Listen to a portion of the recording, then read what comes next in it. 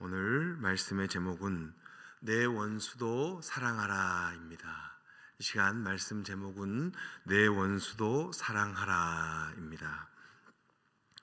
하나님께서는 영적으로 둔감해진 이스라엘 자손들을 가만히 두고 보실 수 없었습니다. 그래서 하나님께서는 당신의 선지자를 세우셨고요, 당신의 선지자를 통하여 다음과 같은 내용으로 당신의 마음을 전하셨습니다. 선지자는 이렇게 말했습니다. 너희들은 너희들의 죄로 인하여 징계를 받을 것이다. 예배의 형식에 치우치지 말고 예배의 본질을 회복하라.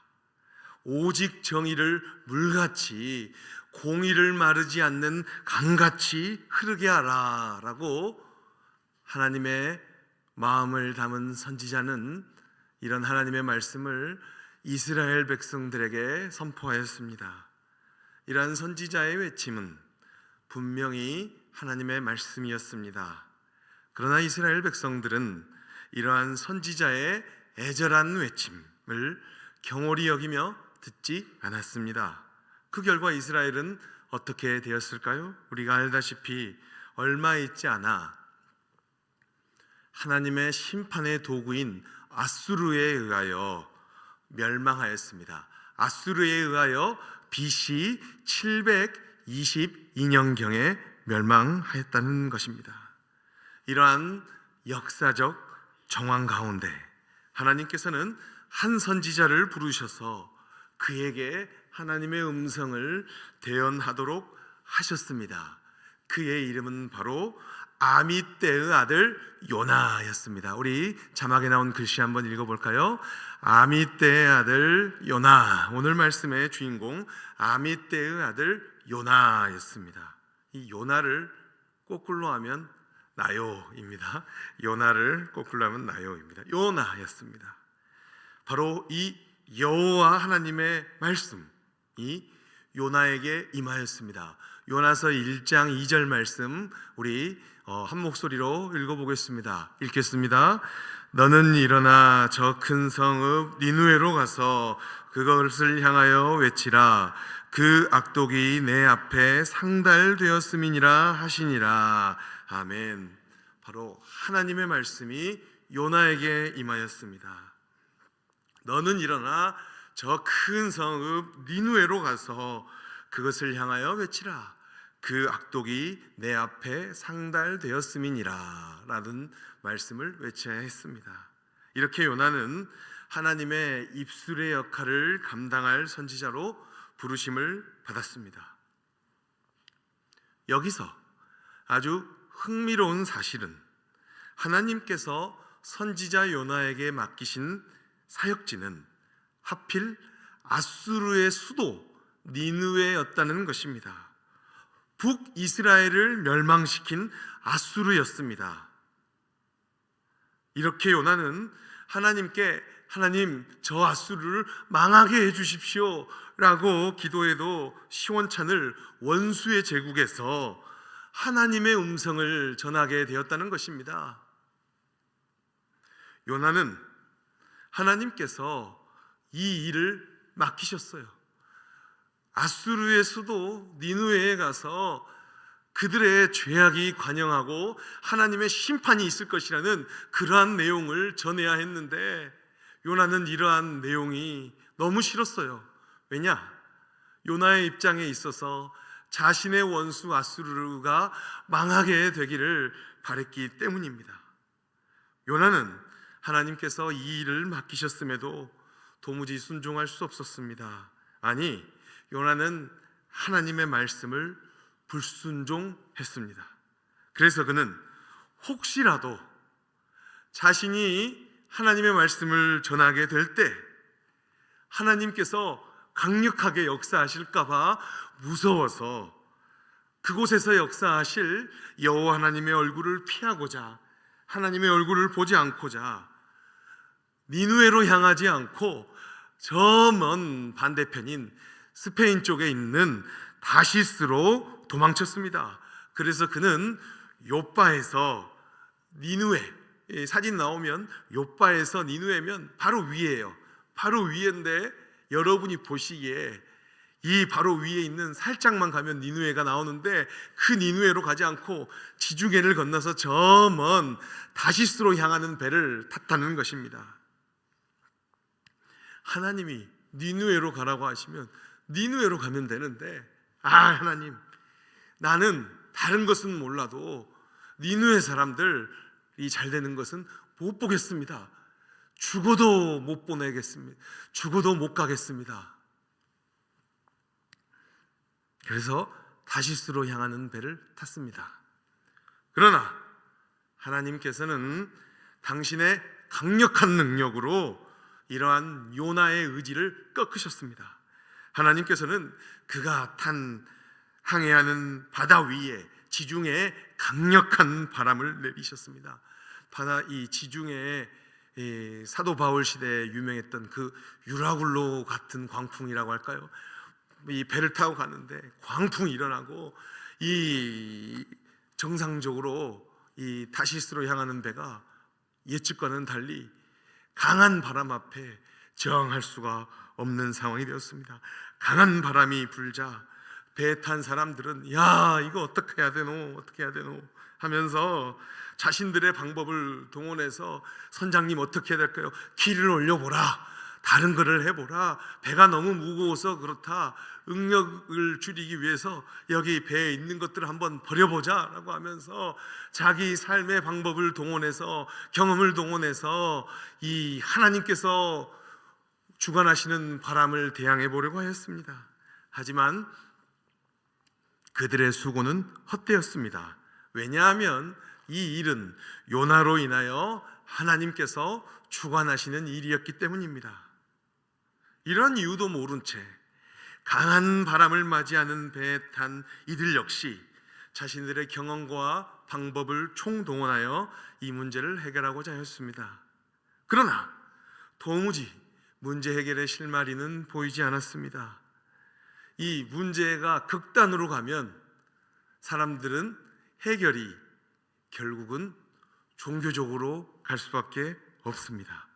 그래서 마침내 그들은 우리가 무슨 방법이 있겠느냐, 이 바다를 주관하는 신, 바다를 주관하는 하나님이 우리에게 누구 때문에 우리에게 이러한 벌을 내리셨는지 제비를 뽑아보자 라는 상식적인 결과에 이르게 됩니다. 그래서 그들은 제비 뽑기를 해서 바다의 신을 노엽게 한 일을 찾으려고 했습니다. 그러자 결국 요나가 제비에 뽑혔습니다. 배에 탄 이들은 요나에게 도대체 이 일이 왜 일어났느냐, 너는 누구며 너는 어디에서 왔느냐 라고 하면서 이 일의 자초지종을 요구하였습니다. 이때 제비 뽑기에 걸린 요나는 궤변을 늘어놓지 않았습니다. 그는 화끈한 사람이었습니다. 이 일의 자초지종을 말하며 지금 우리 배에 불어오는, 우리 바다에 불어오고 있는 풍랑은 전부 저 때문입니다. 제가 하나님의 뜻을 피하여 니누에로 가지 않고 다시스로 가게 되자 온 우주의 창조주이시고 지금 이 시간을 주관하시는 하나님께서 이 시간을 주관하고 계십니다.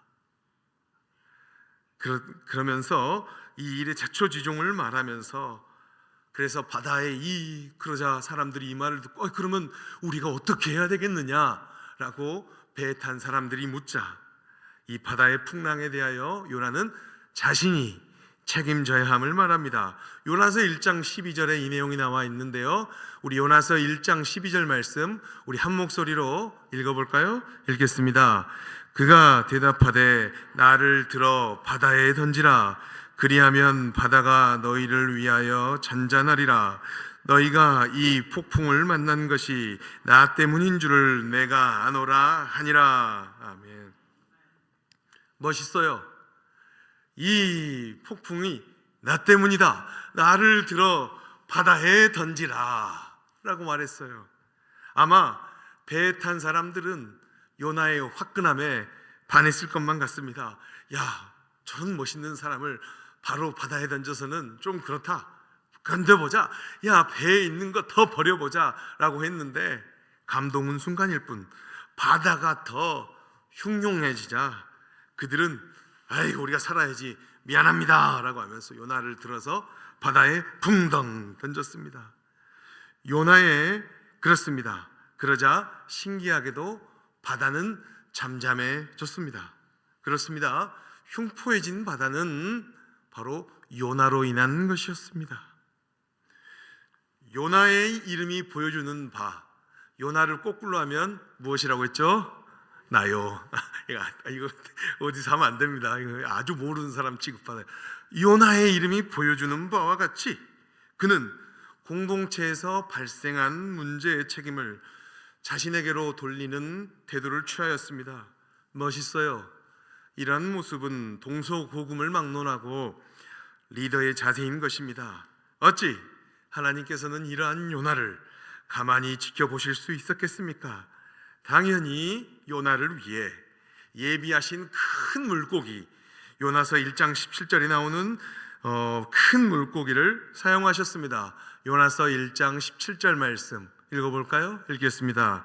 여호와께서 이미 큰 물고기를 예비하사 요나를 삼키게 하셨으므로 요나가 밤낮 3일을 물고기 뱃속에 있으니라. 아멘. 바로 요나를 중심으로 발생한 모든 일들은 요나의 생각대로 할 수 있는 일이 아니었습니다. 그것은 전적으로 하나님의 작품이었습니다. 성령의 사람들인 저와 여러분들도 마찬가지입니다. 예수님을 믿음으로 성령의 통치를 받으며 사는 저와 여러분들, 우리 역시 우리 마음대로 살 수 있을 것 같습니까? 그럴 수 없습니다. 그 이유는 우리의 주인이신 성령 하나님께서 우리는 적어도 마음대로 살도록 그렇게 내버려 두지 않기 때문입니다. 그러므로 저와 여러분들은 우리의 삶을 지배하려는 자기 주장 의지를 포기하고 차라리 성령님의 음성에 순종하는 것이 훨씬 더 편할 것입니다. 요나는 사흘 동안 물고기 뱃속에 있었습니다. 큰 물고기 뱃속에 있었습니다. 사흘 동안 물고기 뱃속에 있는 그가 도대체 어떤 생각을 하였을까요? 이게 무슨 음식이지? 무슨 물고기지? 이런 생각일까요? 죽음의 상황이지요. 사흘 동안 그 죽음의 상황에서 살아있지만 죽음의 상황 가운데서 물고기 뱃속에서 기도 말고는 다른 할 일이 없었을 것입니다. 주목할 만한 사실은 요나는 물고기 뱃속에서 3일 동안 있었음에도 불구하고 그는 하나님의 마음을 이해하기는 했겠지만 많이 이해하지 못했다는 것입니다. 사흘이 지났습니다. 물고기는 요나를 하면서 토해냈습니다. 물고기는 요나를 토해내었고 그는 하나님의 말씀대로 니느웨로 향하였습니다.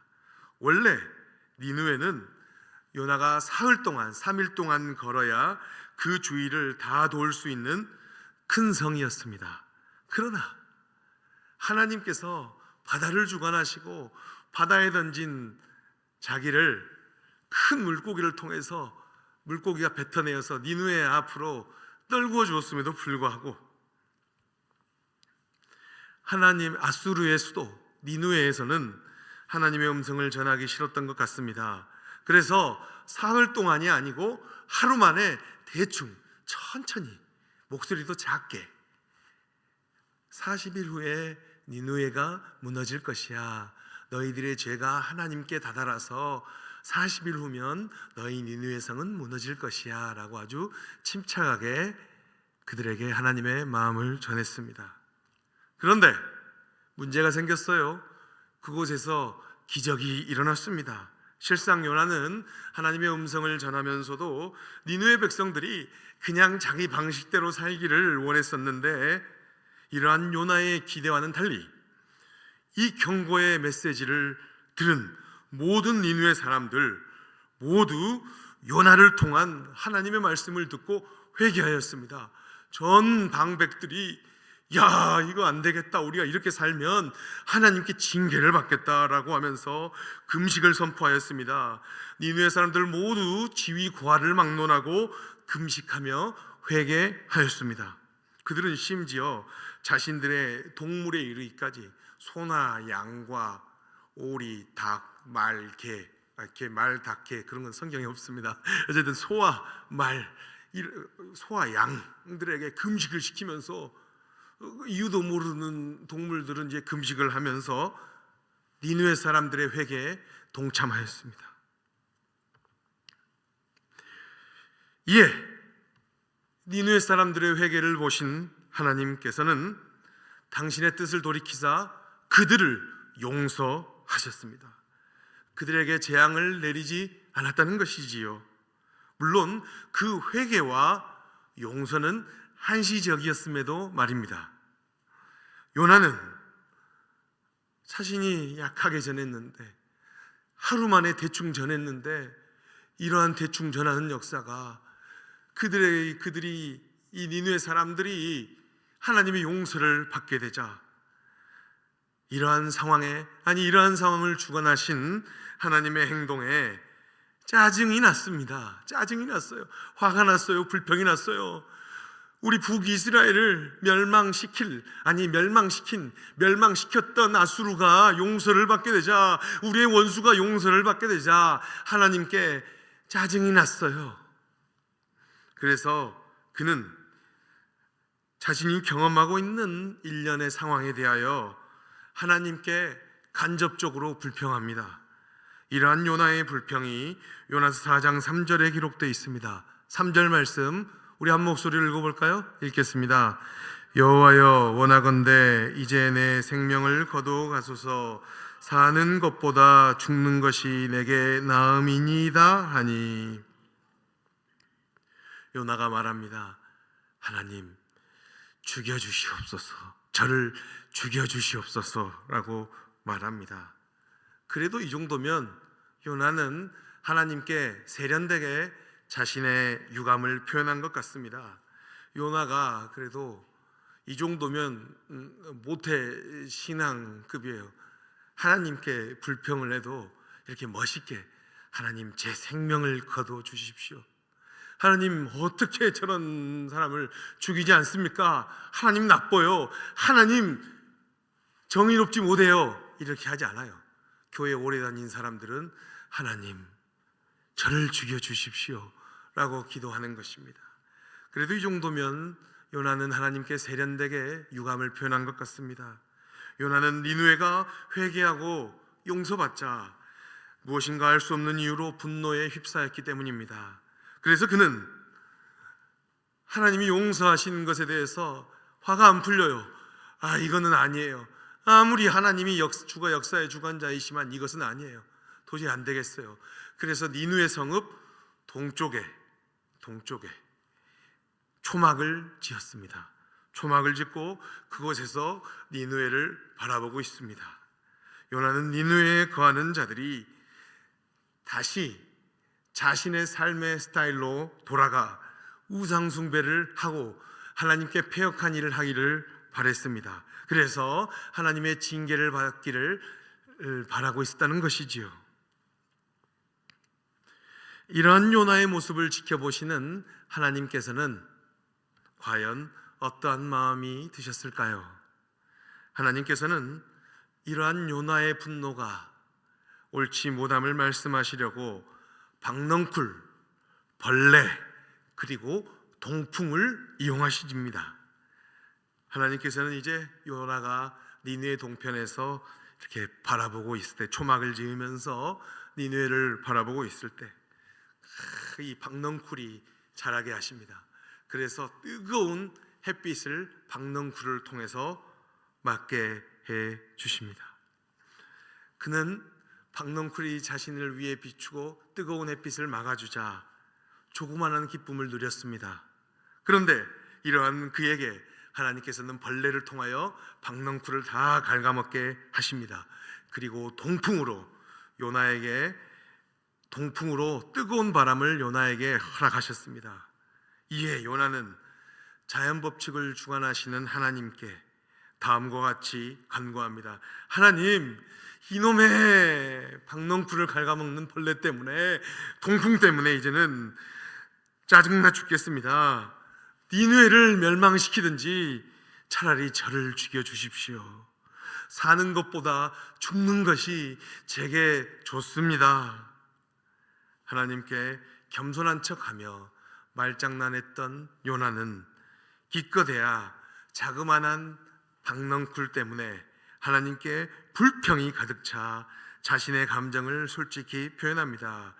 이에 말씀 요나서 4장 9절에 기록된 하나님의 음성이 요나에게 또렷이 들립니다. 읽겠습니다. 하나님이 요나에게 이르시되 내가 이 박넝쿨로 말미암아 성내는 것이 어찌 옳으냐 하시니 그가 대답하되 내가 성내어 죽기까지 할지라도 옳으니이다 하니라. 아멘. 하나님이 야, 박넝쿨로 인해서 내게 성내는 것이 어떻게 옳으냐라고 묻자 하나님, 제가 성내어 죽을지라도 저는 옳습니다 라고 했다는 것입니다.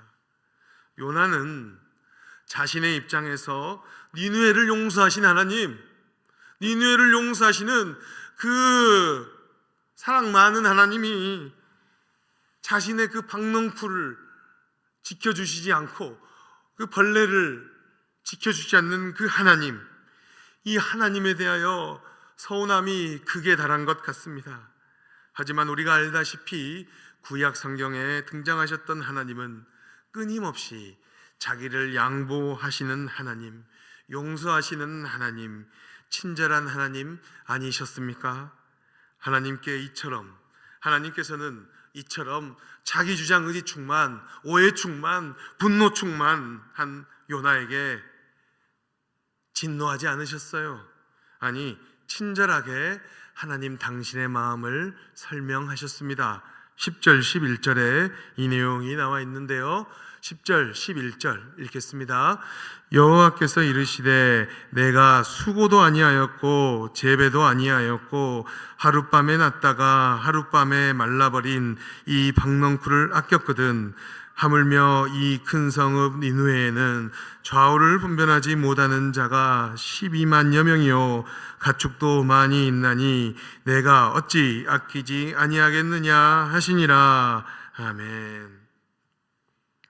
여호와 하나님이 요나야, 너는 수고도 안 했고 재배도 안 했고 그냥 하룻밤에 났다가 하룻밤에 벌레에 의해서 갉아먹혀진 이 박넝쿨을 아꼈는데 니느웨에는 좌우를 분별하지 못하는 자가 12만여 명이 있는데 또 가축도 많이 있는데 내가 어찌 아끼지 않겠느냐라고 말합니다.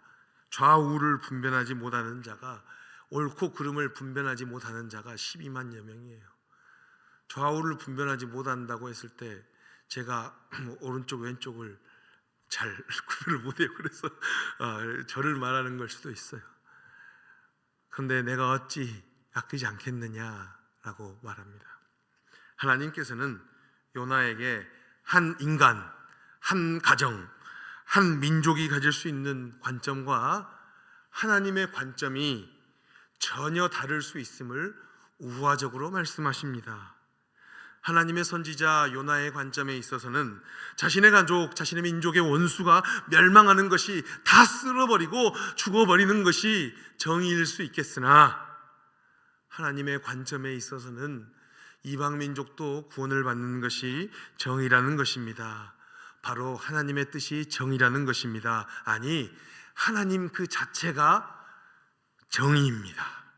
그렇다고 한다면 정의 그 자체이신 하나님께 우리가 하나님 정의롭지 못해요 라고 따지는 것이 얼마나 어리석은 일입니까?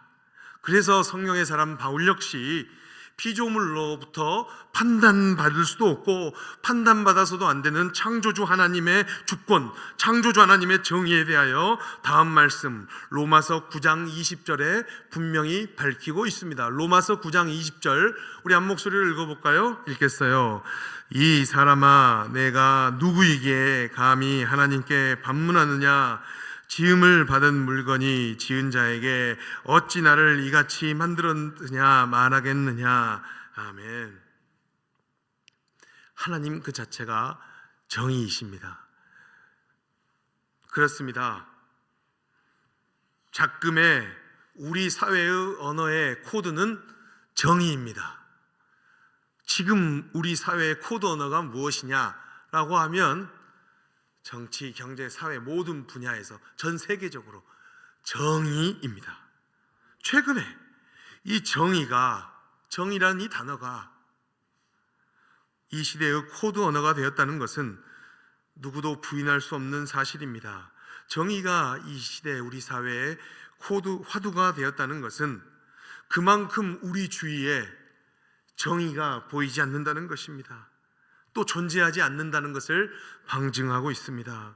우리 사회가 이렇게 된 이유는 이 시대가 정의 그 자체이신 하나님 없이 정의를 머릿속으로 개념화하려고 했기 때문입니다. 하나님은 정의이세요.